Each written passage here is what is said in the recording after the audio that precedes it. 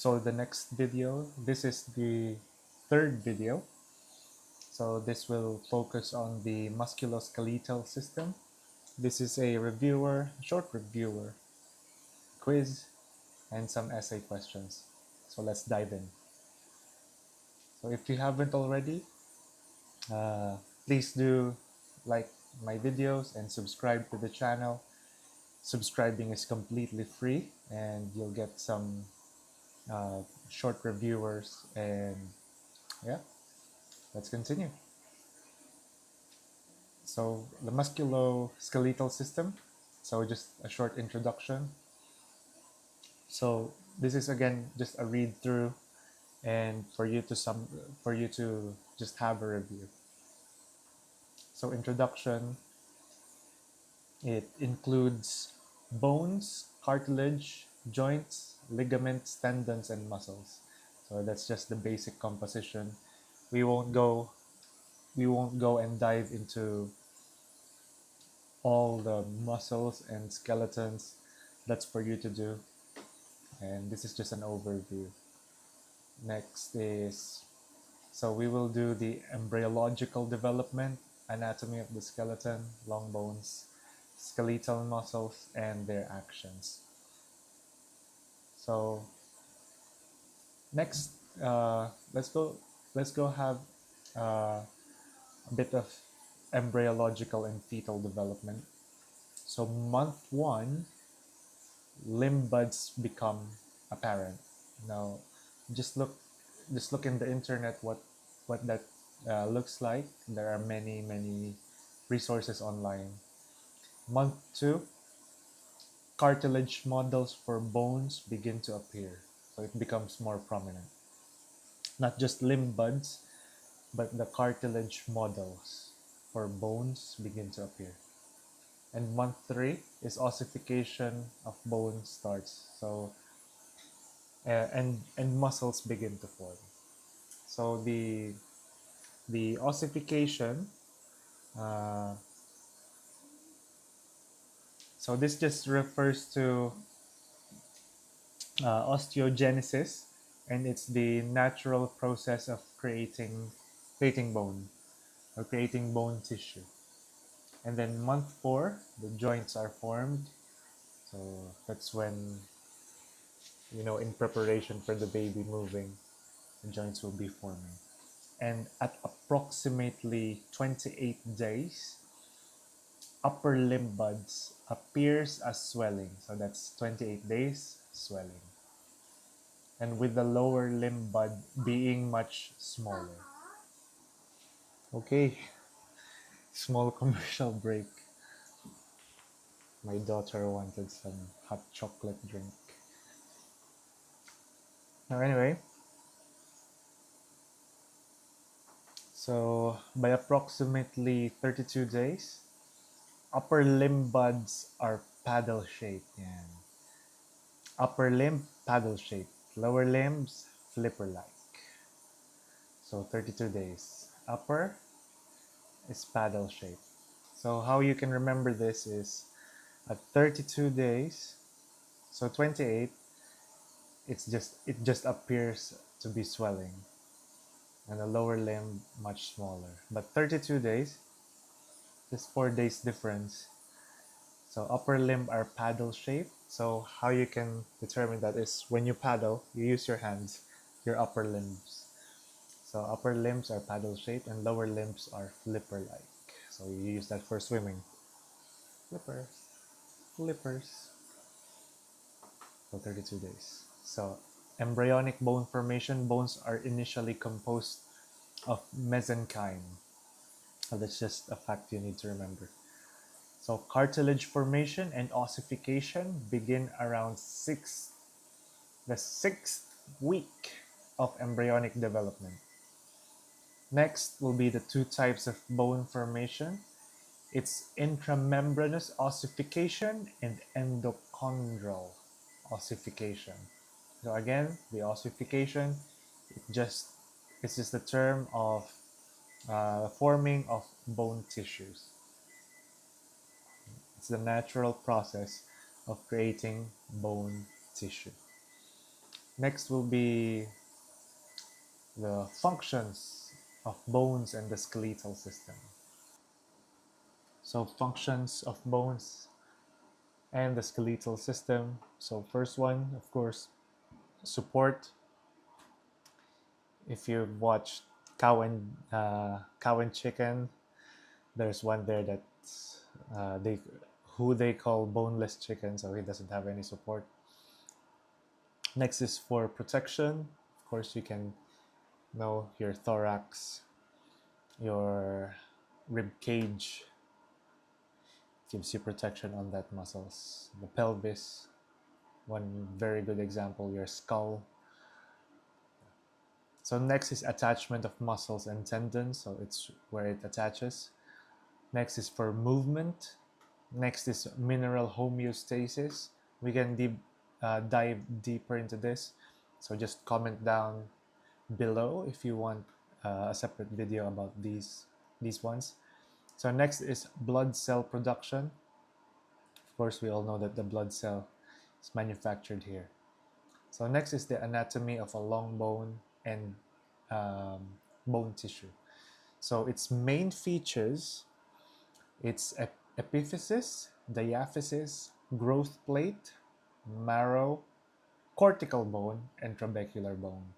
Now, this is just uh, for you to look online because we've already discussed this in school, and you've also maybe discussed this in school in your anatomy class. So there are very good resources online. So this is just a review. Next is osteoblasts. And so what do? They lay down a collagen or proteoglycan matrix. So that's what the osteoblasts do.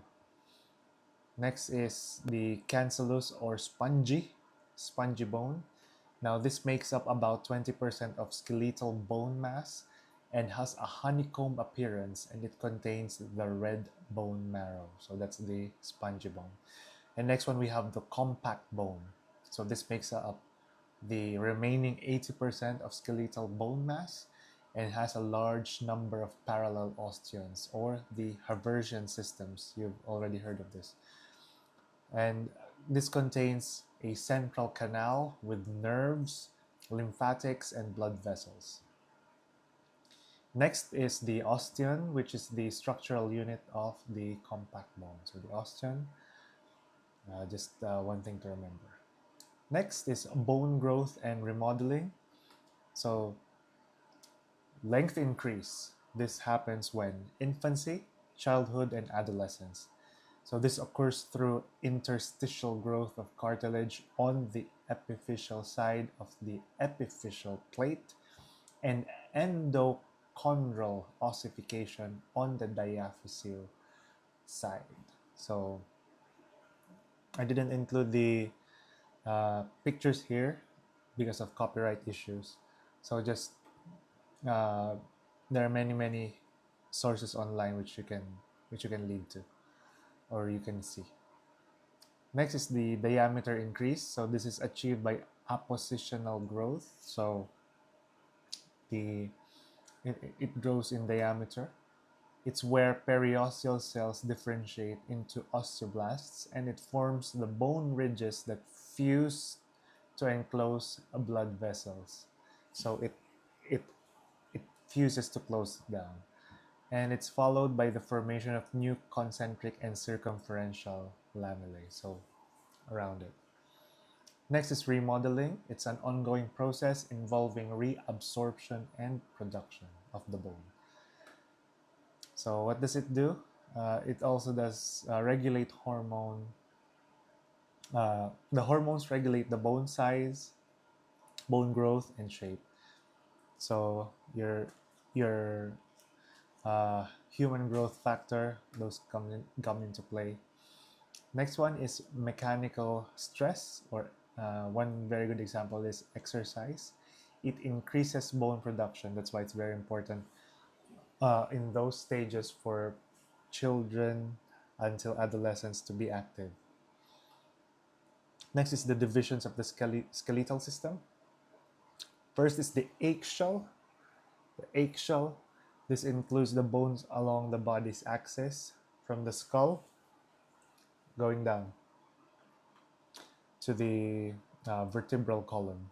So this includes the skull, hyoid bone, the floating one, auditory ossicles, vertebral column, and thorax. So vertebral column regions. So you have your C1 to C7, the 7 vertebrae, T1 to T12, the thoracic, L1 to L5, your lumbar, and your sacral, 5 fused sacral vertebrae, and again another 4 fused bones, which is the coccyx. It also includes intervertebral discs, intervertebral foramina, and ligaments. And next is the appendicular skeleton. This consists of the bones of the upper and lower limbs and the bones connecting them to the axial skeleton. So those are the pectoral girdle, their clavicle, scapula, pelvic girdle. So those are the examples. So types of cartilages. So we have three: the hyaline, elastic, and fibrocartilage. So hyaline cartilage, first one. This is the most abundant and covers ends of long bones as articular cartilage and absorbs compression. So when it's compressed, hyaline cartilage. Next is elastic, provides strength and flexibility and forms the framework for the external ear and epiglottis. Next is fibrocartilage, which is a compressible and resists tension, strong support, and found in intervertebral discs and knee menisci. So fibrocartilage. Next are your joints and structural classification based on the presence or absence of synovial cavity and the type of connective tissue binding bones. This was asked in the mock. So fibrous, cartilaginous, and synovial. So fibrous joints, no synovial cavity, held by dense regular connective tissue. Cartilaginous, again, no synovial cavity, little to no movement. And these are your examples which you can see. And synovial possess a synovial cavity, freely movable, include articular cartilage. So next is classification by movement. Your ball and socket, hinge, plane, pivot, and condyloid and saddle joint, which you have the examples here. Next, ligaments and tendons. So ligaments link bone to bone, B to B, ligaments, bone to bone, ligaments. Tendons, muscles to bones at their origin and insertion point. So just remember, tendon sheaths and bursae, sac-like bursae elevate friction around joints, so they protect it. So synovial tendon sheaths are tube-like sleeves around tendons experiencing friction. And the last one is the muscular tissue. So three types: skeletal, cardiac, and smooth. So functions of the skeletal muscle tissue is for body movement and also maintains posture and produces heat. That's the muscles job. Accounts for 40 to 50% of the body weight and does not act in isolation. It needs a skeletal system. Next is connective tissue components. So subcutaneous layer, fascia, 3 layers of connective tissue: epimysium, perimysium, and endomysium. So this extend from the fascia to protect and strengthen skeletal muscle tissue.